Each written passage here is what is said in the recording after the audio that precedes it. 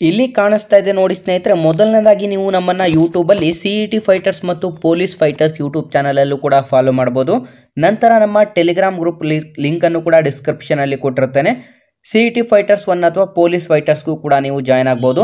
ನಂತರ ಇನ್ಸ್ಟಾಗ್ರಾಮ್ನಲ್ಲಿ CET fighters official ಅನ್ನೋದನ್ನ follow ಮಾಡಿ ಮತ್ತು ನಮ್ಮ ವಾಟ್ಸಪ್ ಗ್ರೂಪ್ ಹಾಗೂ ನಮ್ಮ ವಾಟ್ಸಪ್ ಚಾನಲನ್ನು ಕೂಡ ಫಾಲೋ ಮಾಡೋದ್ರಿಂದ ಹೆಚ್ಚಿನ ಮಾಹಿತಿಯನ್ನು ಕೂಡ ನೀವು ಪಡ್ಕೋಬಹುದಾಗಿರುತ್ತದೆ.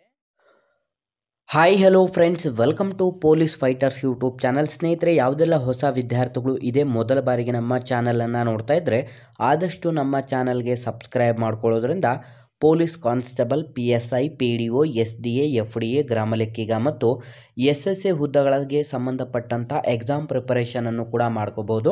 ಸ್ನೇಹಿತರೆ, ಅತಿ ಮುಖ್ಯವಾಗಿ ನಮ್ಮ ಚಾನಲಲ್ಲಿ 6ನೇ ತರಗತಿಯಿಂದ 12ನೇ ತರಗತಿವರೆಗೆ ಇರುವಂಥ ಸರ್ಕಾರಿ ಪಠ್ಯ ಪುಸ್ತಕಗಳ ಒಂದು ವಿಡಿಯೋ ಸರಣಿ ಕೂಡ ಅವೈಲೇಬಲ್ ಇದೆ. ವಿದ್ಯಾರ್ಥಿಗಳು ಆದಷ್ಟು ಆ ಒಂದು ವಿಡಿಯೋಸ್ಗಳನ್ನು ನೋಡಿ. ಸ್ನೇಹಿತರೆ, ಇವತ್ತಿನ ಈ ಒಂದು ವಿಡಿಯೋದಲ್ಲಿ ನಾನು ನಿಮಗೆ ನಮ್ಮ ಭಾರತ ಸಂವಿಧಾನಕ್ಕೆ ಸಂಬಂಧಪಟ್ಟಂಥ ಟಾಪ್ 50 ಅತಿ ಹೆಚ್ಚು ಬಾರಿ ರಿಪೀಟೆಡ್ ಆಗಿರುವಂಥ ಒಂದು ಪ್ರಶ್ನೆಗಳನ್ನು ಆಯ್ದು ಈ ಒಂದು ವಿಡಿಯೋದಲ್ಲಿ ತಿಳಿಸ್ತಾ ಹೋಗ್ತೀನಿ. ವಿಡಿಯೋನ ಸ್ಕಿಪ್ ಮಾಡದೆ ಕೊನೆವರೆಗೂ ನೋಡಿ.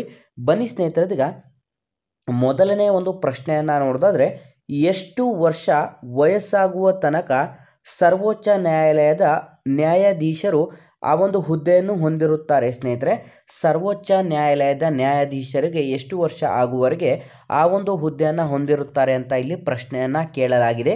ಸ್ನೇಹಿತರೆ, ಸರಿಯಾದಂಥ ಉತ್ತರ ಆಪ್ಷನ್ ಬಿ 65 ವರ್ಷ. ಸ್ನೇಹಿತರೆ, ಆಪ್ಷನ್ ಬಿ 65 ವರ್ಷ ಆಗುವವರೆಗೆ ಅವರು ಸರ್ವೋಚ್ಚ ನ್ಯಾಯಾಲಯದ ನ್ಯಾಯಾಧೀಶರಾಗಿ ಕಾರ್ಯವನ್ನು ನಿರ್ವಹಿಸಬಹುದು. ನಂತರ ಅವರಿಗೆ ರಿಟೈರ್ಮೆಂಟನ್ನು ಕೂಡ ನೀಡಲಾಗುತ್ತದೆ.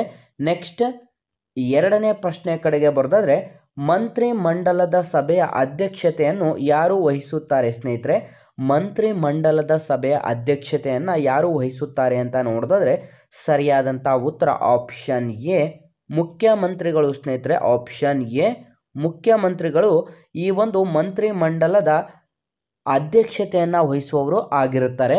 ನೆಕ್ಸ್ಟ್, ಮೂರನೇ ಪ್ರಶ್ನೆ ಕಡೆಗೆ ಬರೋದಾದರೆ, ಮೂಲಭೂತ ಹಕ್ಕುಗಳ ರಕ್ಷಕ ಎಂದು ಯಾವುದನ್ನು ಕರೆಯಲಾಗುತ್ತದೆ ಅಥವಾ ಯಾರನ್ನ ಕರೆಯಲಾಗುತ್ತದೆ? ಸ್ನೇಹಿತರೆ, ಮೂಲಭೂತ ಹಕ್ಕುಗಳ ರಕ್ಷಕ ಎಂದು ಯಾರನ್ನ ಕರೆಯಲಾಗುತ್ತದೆ ಅಂತ ನೋಡಿದ್ರೆ ಸರಿಯಾದಂಥ ಉತ್ತರ ಆಪ್ಷನ್ ಎ ಸುಪ್ರೀಂ ಕೋರ್ಟನ್ನು ಮೂಲಭೂತ ಹಕ್ಕುಗಳ ಒಂದು ರಕ್ಷಕ ಅಥವಾ ಕಾವಲುಗಾರ ಅಂತಲೂ ಕೂಡ ಕರೆಯಲಾಗಿರುತ್ತೆ. ಹಾಗಾಗಿ ಆಪ್ಷನ್ ಎ ಸರಿಯಾದಂಥ ಉತ್ತರ ಕೂಡ ಆಗಿರುತ್ತದೆ. ನೆಕ್ಸ್ಟ್, ನಾಲ್ಕನೇ ಪ್ರಶ್ನೆ ಕಡೆಗೆ ಬರೋದಾದರೆ, ಲೋಕಸಭಾ ಸದಸ್ಯನಾಗಲು ಕನಿಷ್ಠ ವಯಸ್ಸು ಎಷ್ಟು ಆಗಿರಬೇಕು? ಸ್ನೇಹಿತರೆ, ಲೋಕಸಭೆಯ ಒಂದು ಸದಸ್ಯನಾಗಲು ಕನಿಷ್ಠ ಒಂದು ವಯಸ್ಸು ಎಷ್ಟಾಗಿರಬೇಕು ಅಂತ ಇಲ್ಲಿ ಪ್ರಶ್ನೆಯನ್ನು ಕೇಳಲಾಗಿದೆ. ಸರಿಯಾದಂಥ ಉತ್ತರ ಆಪ್ಷನ್ ಎ ಕನಿಷ್ಠ 25 ವರ್ಷ ವಯಸ್ಸಾಗಿರಬೇಕು. ಸ್ನೇಹಿತರೆ, ಆಪ್ಷನ್ ಎ ಕನಿಷ್ಠ 25 ವರ್ಷ ವಯಸ್ಸಾಗಿದ್ದರೆ ಅವರು ಲೋಕಸಭೆಯ ಒಂದು ಸದಸ್ಯನಾಗಲು ಅರ್ಹತೆಯನ್ನು ಪಡೆದುಕೊಳ್ಳುತ್ತಾನೆ. ನೆಕ್ಸ್ಟ್, ಐದನೇ ಪ್ರಶ್ನೆ ಕಡೆಗೆ ಬರೋದಾದರೆ, ರಾಷ್ಟ್ರಪತಿಯವರು ಲೋಕಸಭೆಯನ್ನು ಯಾರ ಒಂದು ಶಿಫಾರಸ್ಸಿನ ಮೇರೆಗೆ ವಿಸರ್ಜಿಸಬಹುದು? ಸ್ನೇಹಿತರೆ, ರಾಷ್ಟ್ರಪತಿಯವರು ಲೋಕಸಭೆಯನ್ನು ಯಾರ ಒಂದು ಶಿಫಾರಸ್ಸಿನ ಮೇರೆಗೆ ವಿಸರ್ಜಿಸಬಹುದು ಅಂತ ಇಲ್ಲಿ ಪ್ರಶ್ನೆಯನ್ನು ಕೇಳಲಾಗಿದೆ. ಸ್ನೇಹಿತರೆ, ಇದು ತುಂಬ ಇಂಪಾರ್ಟೆಂಟ್ ಆದಂಥ ಪ್ರಶ್ನೆ ಆಗಿದೆ.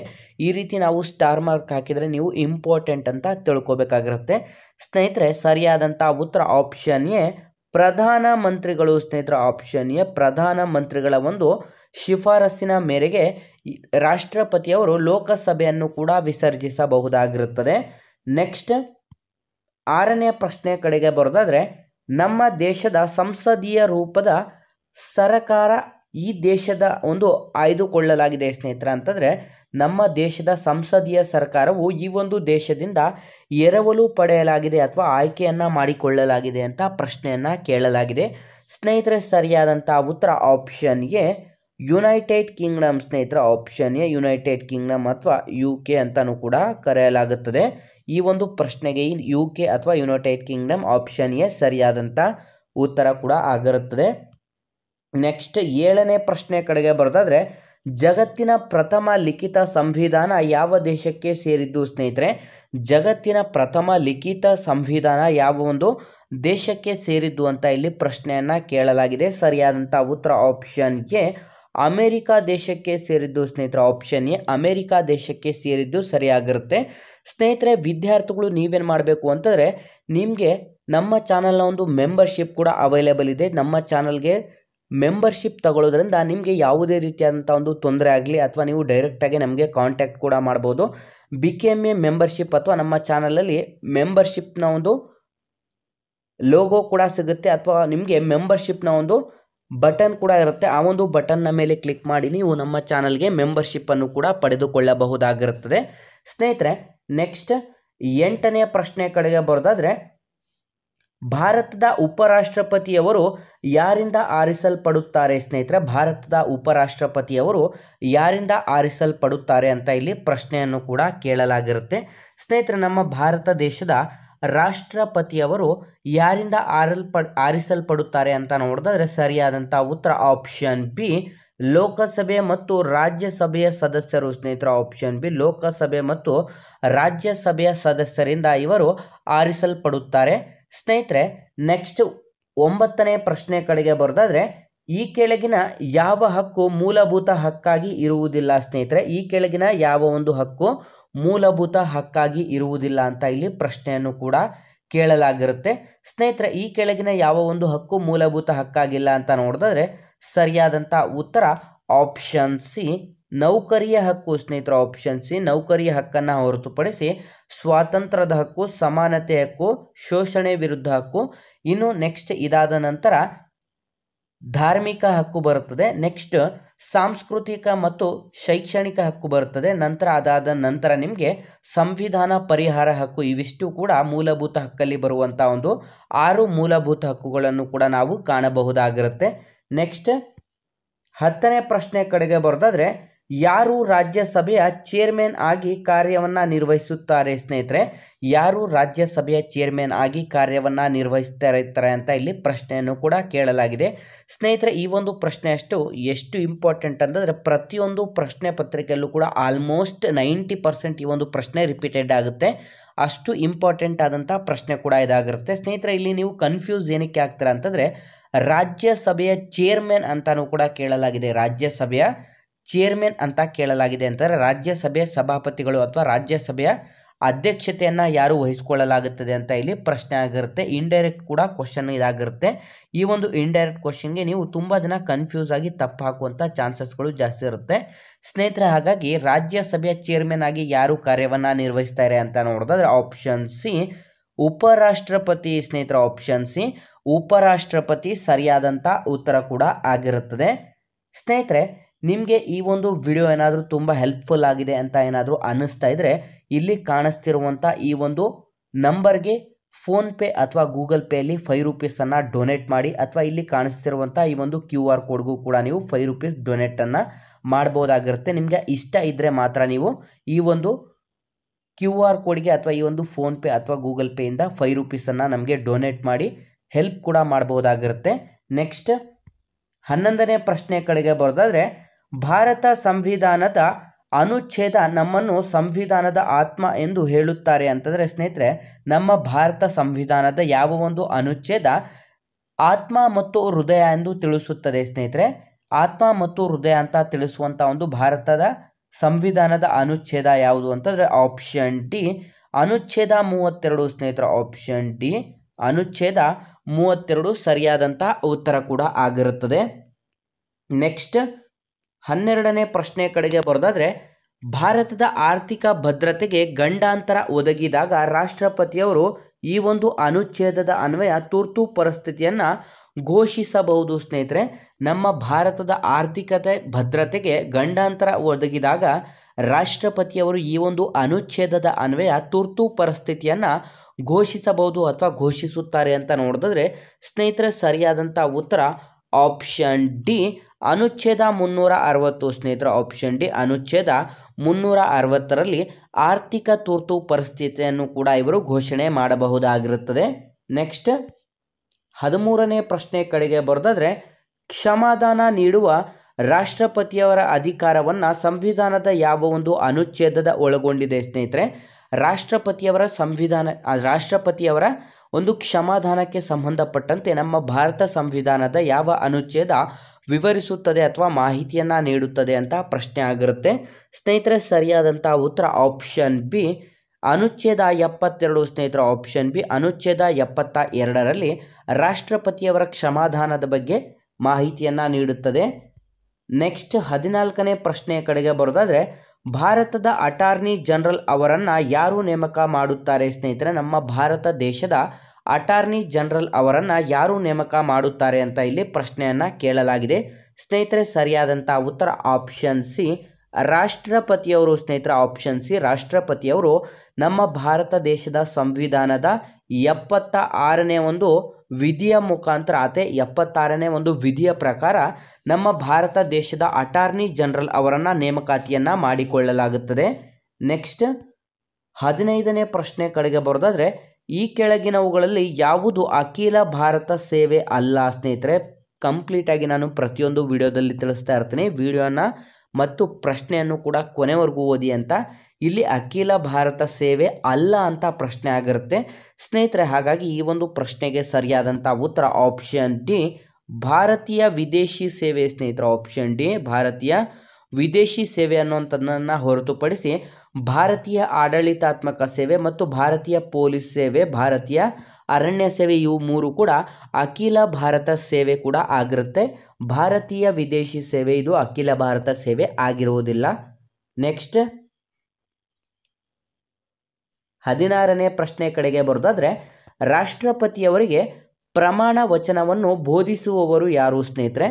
ರಾಷ್ಟ್ರಪತಿಯವರಿಗೆ ಪ್ರಮಾಣ ವಚನವನ್ನು ಬೋಧಿಸುವವರು ಯಾರು ಅಂತ ನೋಡಿದ್ರೆ ಸರಿಯಾದಂಥ ಉತ್ತರ ಆಪ್ಷನ್ ಡಿ ಭಾರತದ ಶ್ರೇಷ್ಠ ನ್ಯಾಯಾಧೀಶರು ಅಥವಾ ಭಾರತದ ಮುಖ್ಯ ನ್ಯಾಯಾಧೀಶರು. ಆಪ್ಷನ್ ಡಿ ಸರಿಯಾದಂಥ ಉತ್ತರವಾಗಿರುತ್ತೆ. ಸ್ನೇಹಿತರೆ ನಮ್ಮ ಭಾರತದ ಒಂದು ಶ್ರೇಷ್ಠ ನ್ಯಾಯಾಧೀಶರಿಗೆ ಪ್ರಮಾಣ ವಚನವನ್ನು ಯಾರು ಬೋಧಿಸ್ತಾರೆ ಅಂತಂದರೆ ರಾಷ್ಟ್ರಪತಿ ಆಗಿರ್ತಾರೆ.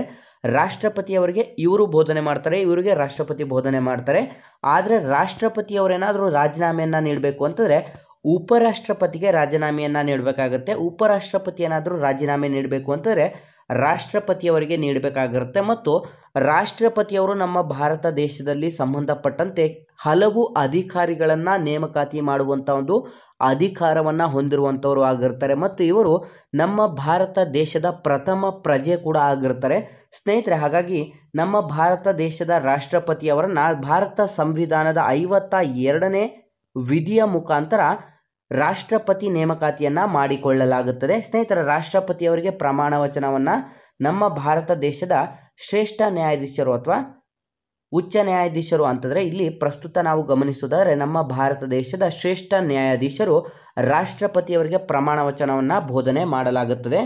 ನೆಕ್ಸ್ಟ್ 17ನೇ ಪ್ರಶ್ನೆ ಕಡೆಗೆ ಬರೋದಾದರೆ ಭಾರತದ ಸಂವಿಧಾನದ ಪ್ರಸ್ತಾವನೆಗೆ 1976ರಲ್ಲಿ ಈ ಕೆಳಗಿನ ಯಾವ ಒಂದು ಲಕ್ಷಣವನ್ನು ಸೇರಿಸಲಾಯಿತು ಸ್ನೇಹಿತರೆ ಅಂತಂದರೆ ಇಲ್ಲಿ ಈಸಿಯಾಗಿ ನಿಮಗೆ 1976ರಲ್ಲಿ ನಮ್ಮ ಭಾರತ ದೇಶದ ಸಂವಿಧಾನಕ್ಕೆ ಯಾವ ಒಂದು ಪದಗಳನ್ನು ಸೇರಿಸಲಾಯಿತು ಅಂತ ಇಲ್ಲಿ ಈ ಕೆಳಗಡೆ ನೀಡಿರುವಂಥ ಆಪ್ಷನ್ಸ್ಗಳನ್ನು ನೋಡಿ ನಾವು ಟಿಕ್ ಮಾಡಬೇಕಾಗಿರುತ್ತೆ ಸ್ನೇಹಿತರೆ. ಸರಿಯಾದಂಥ ಉತ್ತರ ಆಪ್ಷನ್ ಬಿ ಜಾತ್ಯತೀತ ಸ್ನೇಹಿತರೆ. ಆಪ್ಷನ್ ಬಿ ಜಾತ್ಯತೀತ ಎಂಬ ಪದವನ್ನು 1976ರಲ್ಲಿ ನಮ್ಮ ಭಾರತ ದೇಶದ ಸಂವಿಧಾನದ ಪ್ರಸ್ತಾವನೆಗೆ ಸೇರ್ಪಡೆಯನ್ನು ಮಾಡಲಾಗುತ್ತದೆ.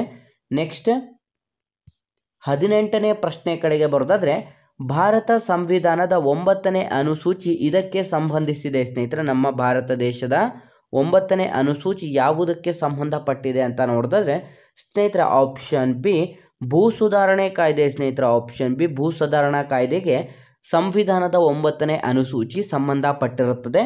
ನೆಕ್ಸ್ಟ್ 19ನೇ ಪ್ರಶ್ನೆ ಕಡೆಗೆ ಬರೋದಾದರೆ ಭಾರತೀಯ ಸಂವಿಧಾನದ ಅನ್ವಯ ಉಚ್ಚ ನ್ಯಾಯಾಲಯಗಳಿಗೆ ಕೆಲವೊಂದು ರಿಟ್ಗಳನ್ನು ಹೊರಡಿಸುವಂಥ ಒಂದು ಅವಕಾಶ ಮಾಡಿಕೊಡುವ ಅನುಚ್ಛೇದ ಯಾವುದು ಸ್ನೇಹಿತರೆ? ಭಾರತೀಯ ಸಂವಿಧಾನದ ಅನ್ವಯ ಉಚ್ಚ ನ್ಯಾಯಾಲಯಗಳಿಗೆ ಕೆಲವೊಂದು ರಿಟ್ಗಳನ್ನು ಹೊರಡಿಸುವಂಥ ಒಂದು ಅವಕಾಶವನ್ನು ಕಲ್ಪಿಸಿಕೊಡುವಂಥ ಸಂವಿಧಾನದ ಒಂದು ಅನುಚ್ಛೇದ ಯಾವುದು ಅಂತ ಇಲ್ಲಿ ಪ್ರಶ್ನೆಯನ್ನು ಕೂಡ ಕೇಳಲಾಗಿದೆ ಸ್ನೇಹಿತರೆ. ಸರಿಯಾದಂಥ ಉತ್ತರ ಆಪ್ಷನ್ ಬಿ ಅನುಚ್ಛೇದ 226 ಸ್ನೇಹಿತರೆ. ಆಪ್ಷನ್ ಬಿ ಅನುಚ್ಛೇದ 226ರ ಮುಖಾಂತರ ನಾವು ರಿಟ್ಗಳನ್ನು ಕೂಡ ಹೊರಡಿಸಬಹುದಾಗಿರುತ್ತದೆ. ನೆಕ್ಸ್ಟ್ 20ನೇ ಪ್ರಶ್ನೆ ಕಡೆಗೆ ಬರೋದಾದರೆ ರಾಜ್ಯ ನೀತಿಯ ಕೆಳಕಂಡಂತೆ ನಿರ್ದೇಶಕ ತತ್ವಗಳು ಮೂಲಭೂತ ಹಕ್ಕುಗಳು ಎಂದು ರೂಪಿಸಲಾಗಿದೆ ಸ್ನೇಹಿತರೆ. ರಾಜ್ಯ ನೀತಿಯ ಕೆಳಕಂಡ ನಿರ್ದೇಶಕ ತತ್ವಗಳನ್ನು ಮೂಲಭೂತ ಹಕ್ಕು ಎಂದು ರೂಪಿಸಲಾಗಿದೆ ಅನ್ನೋದಂತೂ ಕೂಡ ಇದು ತುಂಬ ಇಂಪಾರ್ಟೆಂಟ್ ಆದಂತಹ ಪ್ರಶ್ನೆ ಆಗಿದೆ ಸ್ನೇಹಿತರೆ. ಇದು ಕೂಡ ತುಂಬ ಬಾರಿ ರಿಪೀಟೆಡ್ ಆಗಿರುವಂತಹ ಪ್ರಶ್ನೆ ಕೂಡ ಆಗಿರುತ್ತೆ. ಸರಿಯಾದಂಥ ಉತ್ತರ ಆಪ್ಷನ್ ಸಿ, ಮಕ್ಕಳಿಗೆ ಉಚಿತ ಮತ್ತು ಕಡ್ಡಾಯ ಶಿಕ್ಷಣವನ್ನು ನೀಡುವುದು ಸ್ನೇಹಿತರೆ. ಆಪ್ಷನ್ ಸಿ, ಮಕ್ಕಳಿಗೆ ಉಚಿತ ಮತ್ತು ಕಡ್ಡಾಯ ಶಿಕ್ಷಣವನ್ನು ನೀಡುವಂಥದ್ದು ಆಪ್ಷನ್ ಸಿ ಸರಿಯಾದಂಥ ಉತ್ತರ ಕೂಡ ಆಗಿರುತ್ತದೆ.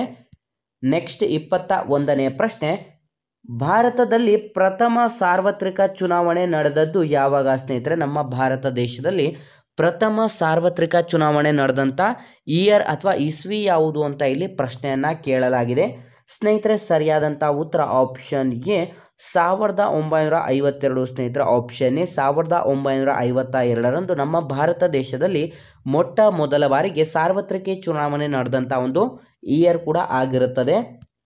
ನೆಕ್ಸ್ಟ್ 22ನೇ ಪ್ರಶ್ನೆ ಕಡೆಗೆ ಬರೋದಾದ್ರೆ, ಬಂಧನಕ್ಕೆ ಒಳಗಾದ ವ್ಯಕ್ತಿಯನ್ನು ಎಷ್ಟು ಗಂಟೆಯ ಒಳಗೆ ನ್ಯಾಯಾಧೀಶರ ಮುಂದೆ ಪೊಲೀಸರು ಹಾಜರುಪಡಿಸಬೇಕು ಸ್ನೇಹಿತರೆ?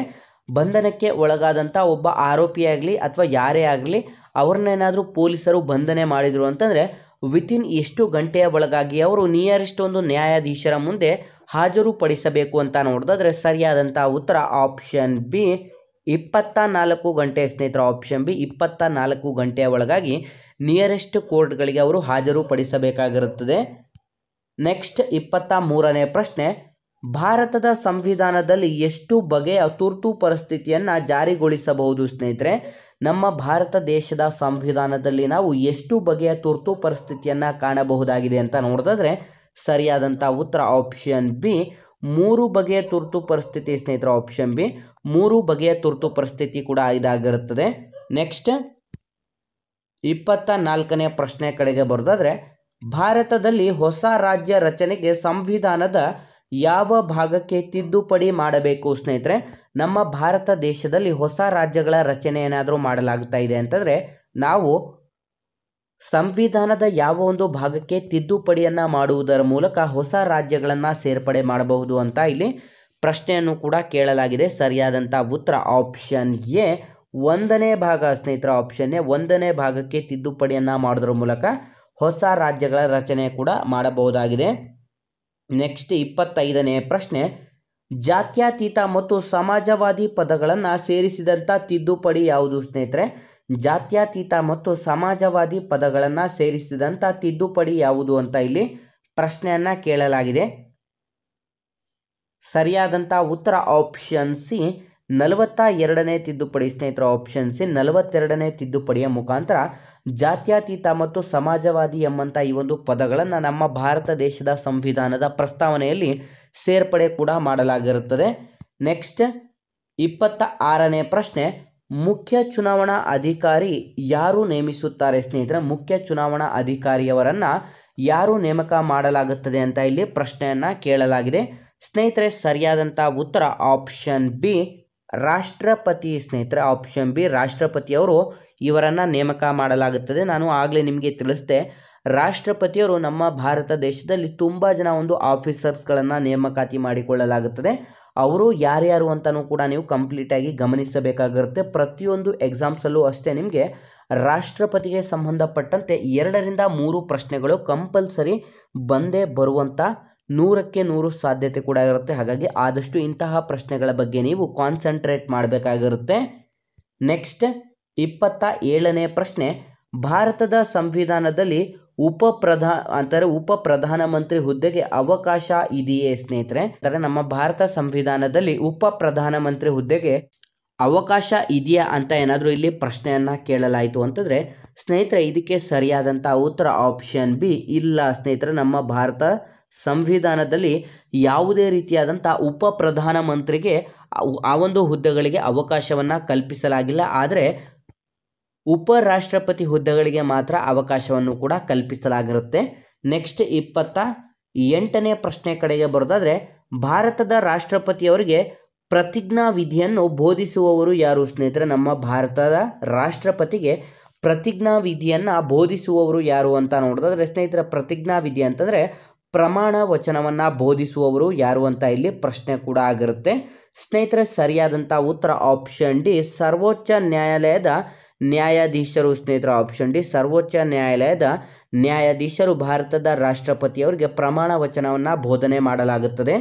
ನೆಕ್ಸ್ಟ್ 29ನೇ ಪ್ರಶ್ನೆ, ಭಾರತದ ಉಪರಾಷ್ಟ್ರಪತಿಗಳು ಒಂದು ಬಾರಿ ಎಷ್ಟು ವರ್ಷದವರೆಗೆ ಅಧಿಕಾರದಲ್ಲಿ ಇರುತ್ತಾರೆ ಸ್ನೇಹಿತರೆ? ಇದು ಅಷ್ಟೇ ನಿಮಗೆ ತುಂಬ ಇಂಪಾರ್ಟೆಂಟ್ ಆದಂಥ ಪ್ರಶ್ನೆ ಆಗಿದೆ ಸ್ನೇಹಿತರೆ. ನಮ್ಮ ಭಾರತ ದೇಶದ ಉಪರಾಷ್ಟ್ರಪತಿಗಳು ಏನಾದರೂ ಒಂದು ಸಲ ಆಯ್ಕೆ ಆದರೆ ಅವರು ಎಷ್ಟು ಅವಧಿಯವರೆಗೆ ಉಪರಾಷ್ಟ್ರಪತಿಯಾಗಿ ಮುಂದುವರಿಯಬಹುದು ಅಥವಾ ಕಾರ್ಯವನ್ನು ನಿರ್ವಹಿಸಬಹುದು ಅಂತ ಪ್ರಶ್ನೆ ಆಗಿದೆ ಸ್ನೇಹಿತರೆ. ನಿಮಗೆ ಇಂಡೈರೆಕ್ಟ್ ಆಗಿ ಪ್ರಶ್ನೆ ಏನು ಕೇಳಲಾಗಿದೆ ಅಂತಂದರೆ ಉಪರಾಷ್ಟ್ರಪತಿಯವರ ಕಾಲಾವಧಿ ಎಷ್ಟು ಅಂತ ಪ್ರಶ್ನೆಯನ್ನು ಕೇಳಲಾಗಿದೆ ಸ್ನೇಹಿತರೆ. ಹಾಗಾಗಿ ಆಪ್ಷನ್ ಸಿ 5 ವರ್ಷ ಸ್ನೇಹಿತರೆ. ಆಪ್ಷನ್ ಸಿ 5 ವರ್ಷ ಸರಿಯಾದಂಥ ಉತ್ತರ ಕೂಡ ಆಗಿರುತ್ತದೆ.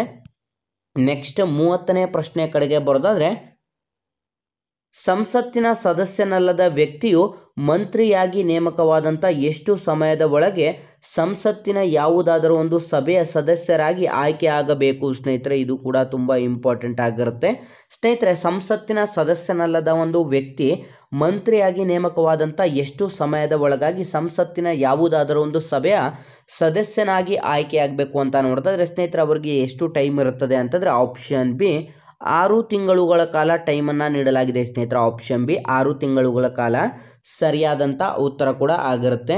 ನೆಕ್ಸ್ಟ್ 31ನೇ ಪ್ರಶ್ನೆ ಕಡೆಗೆ ಬರೋದಾದರೆ, ಈ ಕೆಳಗೆ ನಮೂದಿಸಿರುವಂಥ ಒಂದು ಸಂವಿಧಾನದ ಭಾಗಗಳ ಪೈಕಿ ಯಾವುದನ್ನು ಯಾವುದೇ ನ್ಯಾಯಾಲಯದಿಂದ ಜಾರಿಗೊಳಿಸಲು ಆಗುವುದಿಲ್ಲ ಸ್ನೇಹಿತರೆ?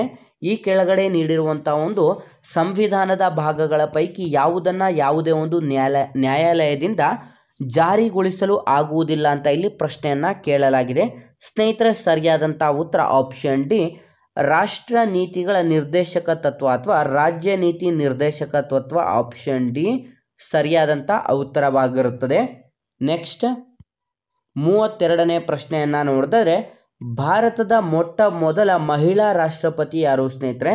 ನಮ್ಮ ಭಾರತ ದೇಶದ ಮೊಟ್ಟ ಮೊದಲ ಮಹಿಳಾ ರಾಷ್ಟ್ರಪತಿ ಯಾರು ಅಂತ ನೋಡಿದ್ರೆ ಆಪ್ಷನ್ ಸಿ ಶ್ರೀಮತಿ ಪ್ರತಿಭಾ ಸಿಂಗ್ ಪಾಟೀಲ್ ಅಥವಾ ಪ್ರತಿಭಾ ಪಾಟೀಲ್. ಆಪ್ಷನ್ ಸಿ ಸರಿಯಾದಂಥ ಉತ್ತರವಾಗಿರುತ್ತೆ ಸ್ನೇಹಿತರೆ. ಪ್ರಮುಖವಾಗಿ ಪ್ರಥಮರು ಯಾರು ಅಂತಲೂ ಕೂಡ ನೀವು ಕಾನ್ಸಂಟ್ರೇಟ್ ಮಾಡಬೇಕಾಗಿರುತ್ತೆ. ಇವು ಕೂಡ 1 ರಿಂದ 2 ಪ್ರಶ್ನೆ ಕಂಪಲ್ಸರಿ ಬರುವಂಥ ಸಾಧ್ಯತೆಗಳು ಕೂಡ ಇರುತ್ತೆ. ನಮ್ಮ ಭಾರತದಲ್ಲಿ ಯಾವೆಲ್ಲ ಹುದ್ದೆಗಳಿಗೆ ಪ್ರಥಮರು ಯಾರು ಆಯ್ಕೆ ಆಗಿದ್ರು, ಈಗ ಪ್ರಸ್ತುತ ಯಾರಿದ್ದಾರೆ, ಇಷ್ಟನ್ನು ಕೂಡ ನೀವು ಕಂಪ್ಲೀಟಾಗಿ ನೋಡ್ಕೋಬೇಕಾಗಿರುತ್ತೆ ಒಂದ್ಸಲ. ನೆಕ್ಸ್ಟ್ 33ನೇ ಪ್ರಶ್ನೆ ಕಡೆಗೆ ಬರೋದಾದರೆ, 1 ರೂಪಾಯಿಯ ಕರೆನ್ಸಿನ ನೋಟಿನ ಮೇಲೆ ಯಾರ ಸಹಿ ಇರುತ್ತದೆ ಸ್ನೇಹಿತರೆ? 1 ರೂಪಾಯಿ ನೋಟಿನ ಕರೆನ್ಸಿಯ ಮೇಲೆ ಯಾರ ಸಹಿ ಇರುತ್ತದೆ ಅಂತ ನೋಡಿದ ತಕ್ಷಣ ವಿದ್ಯಾರ್ಥಿಗಳು ನೀವೇನು ಮಾಡ್ತೀರಾ, ಭಾರತೀಯ ರಿಸರ್ವ್ ಬ್ಯಾಂಕಿನ ಗವರ್ನರ್ ಅಂತ ಆಪ್ಷನ್ ಡಿ ಅಂತ ಟಿಕ್ ಮಾಡಿಬಿಡ್ತಾರ ಸ್ನೇಹಿತರೆ. ಆದರೆ ಅದು ತಪ್ಪಾಗಿರುತ್ತೆ ಸ್ನೇಹಿತರೆ. ತಪ್ಪಾಗಿರುತ್ತೆ. ಇದಕ್ಕೆ ಸರಿಯಾದಂಥ ಉತ್ತರ ಯಾವುದು ಅಂತಂದರೆ 1 ರೂಪಾಯಿ ನೋಟಿನ ಕರೆನ್ಸಿನ ಮೇಲೆ ಕೇಂದ್ರ ಹಣಕಾಸು ಕಾರ್ಯದರ್ಶಿಯ ಸಹಿ ಇರುತ್ತದೆ ಸ್ನೇಹಿತರೆ. ಆಪ್ಷನ್ ಸಿ ಕೇಂದ್ರ ಹಣಕಾಸು ಕಾರ್ಯದರ್ಶಿಯ ಸಹಿಯನ್ನು ಒಳಗೊಂಡಿರುತ್ತೆ. ಇದು ಇಂಪಾರ್ಟೆಂಟ್ ಆಗಿರುತ್ತೆ, ವಿದ್ಯಾರ್ಥಿಗಳು ಗಮನಿಸಬೇಕಾಗಿರುತ್ತೆ. ನೆಕ್ಸ್ಟ್ 34ನೇ ಪ್ರಶ್ನೆ ಕಡೆಗೆ ಬರೋದಾದರೆ, ಈ ಕೆಳಗಿನವುಗಳಲ್ಲಿ ಯಾವುದು ಮೂಲಭೂತ ಹಕ್ಕು ಅಲ್ಲ ಸ್ನೇಹಿತರೆ? ಮೂಲಭೂತ ಹಕ್ಕು ಅಲ್ಲ ಅಂತ ನೀಡಲಾಗಿದೆ. ವಿದ್ಯಾರ್ಥಿಗಳು ಕೊನೆಯವರೆಗೂ ಪ್ರಶ್ನೆಯನ್ನು 2 ಸಾರಿ ಓದಿ ಆ ನಂತರವೇ ನೀವು ಆನ್ಸರನ್ನು ಟಿಕ್ ಮಾಡಬೇಕಾಗಿರುತ್ತೆ ಸ್ನೇಹಿತರೆ.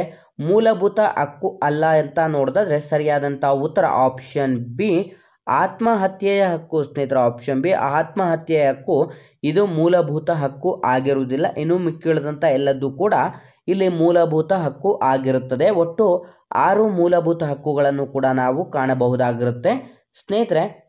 ನೆಕ್ಸ್ಟ್ 35ನೇ ಪ್ರಶ್ನೆ ಕಡೆಗೆ ಬರೋದಾದರೆ, ಸಂವಿಧಾನದ ವಿಧಿ 371ರಲ್ಲಿ ಈ ಕೆಳಗಿನ ಯಾವ ಜಿಲ್ಲೆಯು ಒಳಪಟ್ಟಿಲ್ಲ ಸ್ನೇಹಿತರೆ? ಆರ್ಟಿಕಲ್ 371J ಹೈದರಾಬಾದ್ ಕರ್ನಾಟಕಕ್ಕೆ ಸಂಬಂಧಪಟ್ಟಂತೆ ಯಾವ ಜಿಲ್ಲೆ ಒಳಪಟ್ಟಿಲ್ಲ ಅಂತ ಇಲ್ಲಿ ಪ್ರಶ್ನೆಯನ್ನು ಕೇಳಲಾಗಿದೆ ಸ್ನೇಹಿತರೆ. ಪ್ರಮುಖವಾಗಿ ಈ ಒಂದು ಪ್ರಶ್ನೆಗೆ ನಿಮಗೆ ಕೀ ಆನ್ಸರ್ ಅಂತಂದರೆ ಶಾರ್ಟ್ ಫಾರ್ಮ್ ಯಾವುದು ಅಂತಂದರೆ KKBBRYV.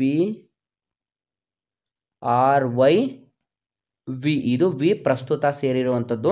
ಇಲ್ಲಿ ನಾವು ನೋಡಿದ್ರೆ ಕಲಬುರ್ಗಿ, ಕೊಪ್ಪಳ, ಬೀದರ್, ಬಳ್ಳಾರಿ, ರಾಯಚೂರು, ಯಾದಗಿರಿ, ಪ್ರಸ್ತುತ ವಿಜಯನಗರ ಇಷ್ಟ ಆಗಿರುತ್ತೆ.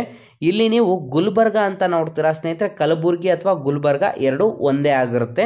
ಹಾಗಾಗಿ ವಿದ್ಯಾರ್ಥಿಗಳು ಕನ್ಫ್ಯೂಸ್ ಆಗಬಾರ್ದು. ಇಲ್ಲಿ ಸರಿಯಾದಂಥ ಉತ್ತರ ಆಪ್ಷನ್ ಡಿ ಸರಿಯಾದಂಥ ಉತ್ತರವಾಗಿರುತ್ತೆ. ಸ್ನೇಹಿತರೆ, ಆರ್ಟಿಕಲ್ 371 ಅಲ್ಲಿ ಯಾವುದು ಸಂಬಂಧಪಟ್ಟಿಲ್ಲ, ವಿಜಯಪುರ ಜಿಲ್ಲೆ ಸಂಬಂಧಪಟ್ಟಿಲ್ಲ. ಆರ್ಟಿಕಲ್ 371 ಅಲ್ಲಿ ವಿಜಯಪುರ ಜಿಲ್ಲೆ ಸಂಬಂಧಪಟ್ಟಿರುವುದಿಲ್ಲ. ನೆಕ್ಸ್ಟ್ 36ನೇ ಪ್ರಶ್ನೆ ಕಡೆಗೆ ಬರೋದಾದ್ರೆ, ಸಂವಿಧಾನದ ಪೌರರ ಮೂಲಭೂತ ಹಕ್ಕುಗಳನ್ನು ಒಳಗೊಂಡಿರುವುದು ಯಾವುದು? ಸ್ನೇಹಿತರೆ, ಸಂವಿಧಾನದ ಪೌರರ ಮೂಲಭೂತ ಹಕ್ಕುಗಳನ್ನು ಒಳಗೊಂಡಿರುವುದು ಯಾವುದು ಅಂತ ನೋಡೋದಾದ್ರೆ, ಯಾವ ಒಂದು ಭಾಗದಲ್ಲಿ ಅಂತ ನೋಡೋದಾದ್ರೆ ಸರಿಯಾದಂಥ ಉತ್ತರ ಆಪ್ಷನ್ ಬಿ, ಭಾರತ ಸಂವಿಧಾನದ ಭಾಗ 3 ಸ್ನೇಹಿತರ. ಆಪ್ಷನ್ ಬಿ, ಸಂವಿಧಾನದ ಭಾಗ 3ರಲ್ಲಿ ಮೂಲಭೂತ ಹಕ್ಕುಗಳನ್ನು ಒಳಗೊಂಡಿರುತ್ತದೆ.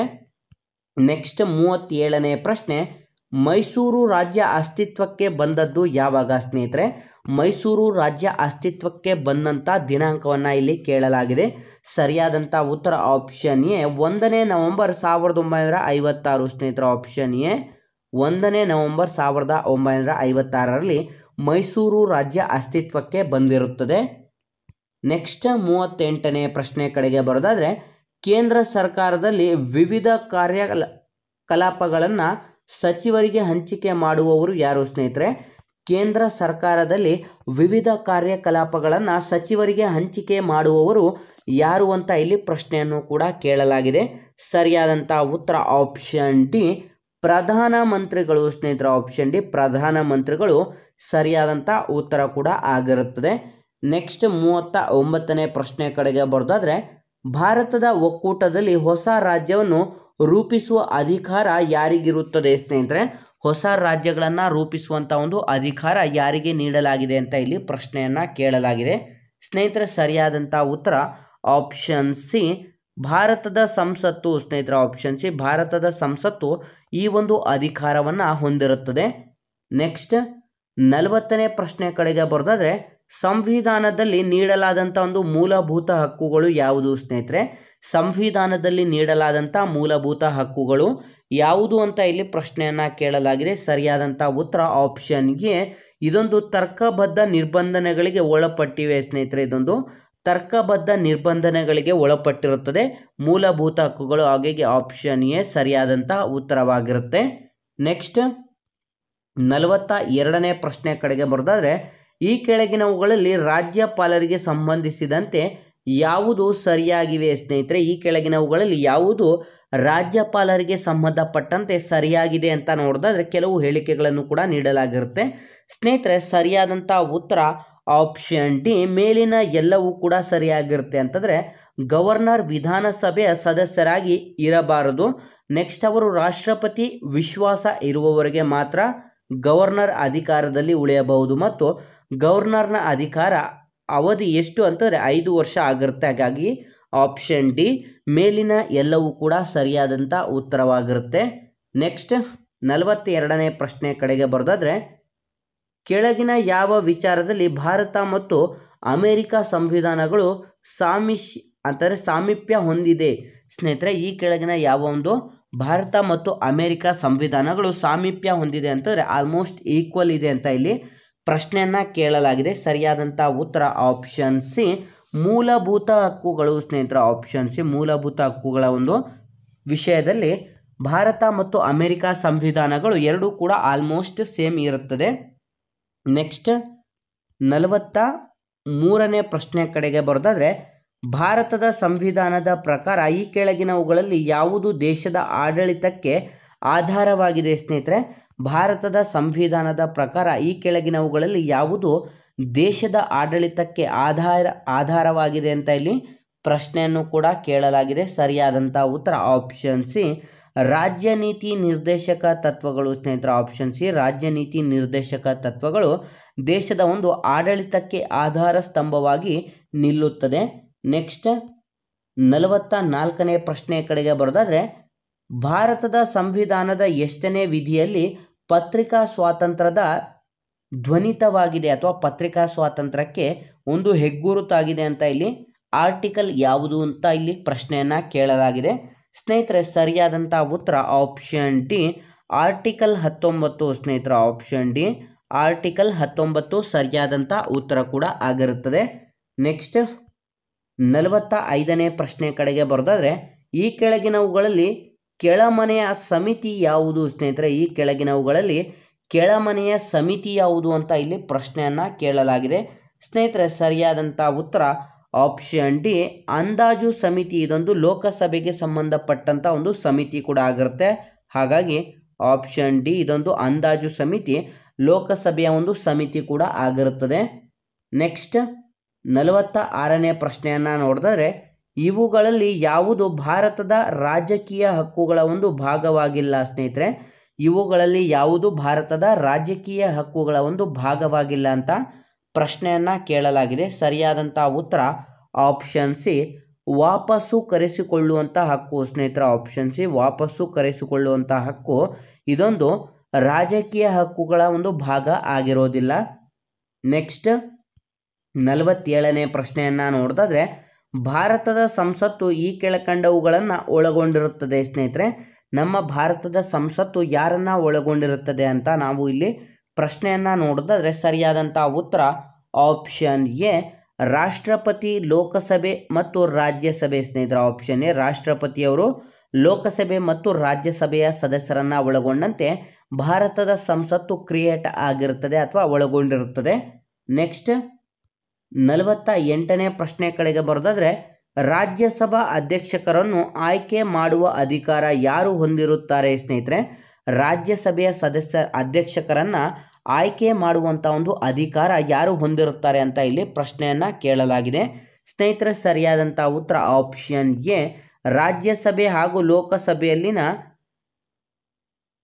ಸದಸ್ಯರು ಮಾತ್ರ ಸ್ನೇಹಿತರೆ. ರಾಜ್ಯಸಭೆ ಮತ್ತು ಲೋಕಸಭೆಯಲ್ಲಿರುವಂಥ ಸದಸ್ಯರು ಮಾತ್ರ ರಾಜ್ಯಸಭೆಯ ಒಂದು ಅಧ್ಯಕ್ಷಕರನ್ನು ಆಯ್ಕೆ ಮಾಡುವಂಥ ಒಂದು ಅಧಿಕಾರವನ್ನು ಹೊಂದಿರುತ್ತಾರೆ.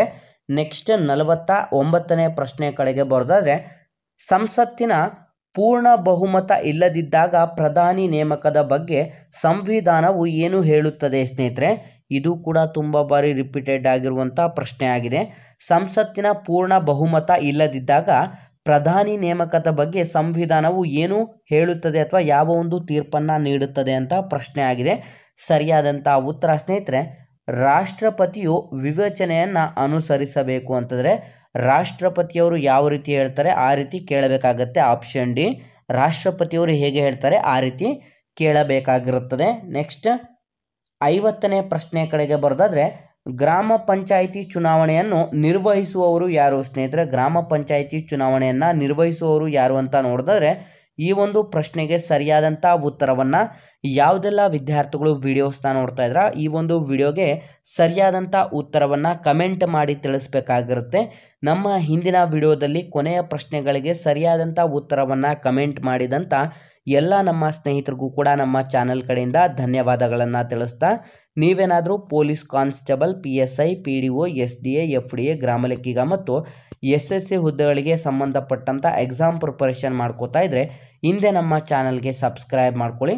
ಸ್ನೇಹಿತರೆ, ನಮ್ಮ ಇವತ್ತಿನ ಈ ಒಂದು ವಿಡಿಯೋ ನಿಮಗೆ ಹೆಲ್ಪ್ಫುಲ್ ಆಗಿದೆ ಅಂತ ನಿಮಗೇನಾದರೂ ಅನಿಸಿದರೆ ಇಲ್ಲಿ ಸ್ಕ್ರೀನಲ್ಲಿ ಕಾಣಿಸ್ತಿರುವಂಥ ಈ ಒಂದು ನಂಬರ್ಗೆ ಅಥವಾ ಈ ಒಂದು QR ಕೋಡಿಗೆ ನೀವು 5 ರೂಪೀಸನ್ನು ಡೊನೇಟ್ ಕೂಡ ಮಾಡ್ಬೋದು. ಫೋನ್ಪೇ ಅಥವಾ ಗೂಗಲ್ ಪೇ ಮಾಡಿ ನಮಗೆ ಸಹಕರಿಸಬಹುದು. ಹಾಗಾಗಿ ಈ ಒಂದು ವಿಡಿಯೋವನ್ನು ಆದಷ್ಟು ಲೈಕ್ ಮಾಡಿ ಮತ್ತು ನಿಮ್ಮ ಎಲ್ಲ ಸ್ನೇಹಿತರೊಂದಿಗೆ ಶೇರ್ ಮಾಡೋದ್ರ ಮೂಲಕ ಇನ್ನೂ ಹೆಚ್ಚಿನ ಕಲಿಕೆಗಾಗಿ ಹಿಂದೆ ನಮ್ಮ ಚಾನಲ್ಗೆ ಸಬ್ಸ್ಕ್ರೈಬ್ ಮಾಡ್ಕೊಳ್ಳಿ ಅಂತ ತಿಳಿಸ್ತಾ ಇದ್ದೀವಿ ಸ್ನೇಹಿತರೆ.